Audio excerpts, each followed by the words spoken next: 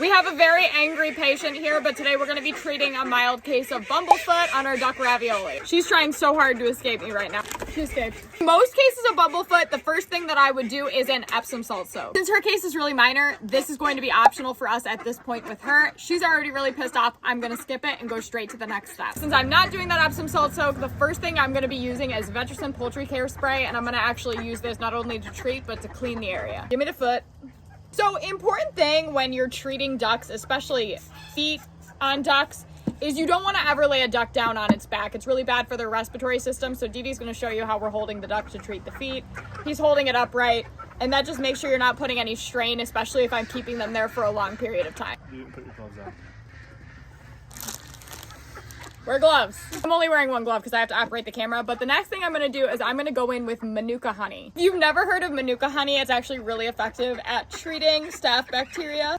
I'm just putting a tiny drop on. I'm just going to actually leave that. I got it perfectly. Next, everybody shut up! I'm going to be trying to make a duck bandage. Bandaging duck feet is kind of a nightmare. I'm going to be using a mixture of cardboard and Coban and rolled gauze. Take a little piece of cardboard and cut it into a duck foot shape. This kind of makes it so that it acts as a little shoe, because otherwise when you wrap the foot, it just kind of crumbles in on itself.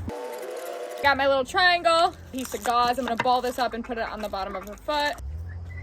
Did you get honey on your hand? No. That's pretty good, actually. I know a duck foot. I'm going to take some Coban. I'm actually going to cut this down because it's pretty thick. I'm just going to wrap this up. Her face is like filled with rage and hate.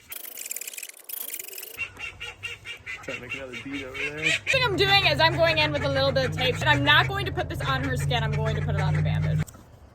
That's just to stop her from chewing at the end and getting to it. The up close duck bandage. You can see her little toesies are peeking through.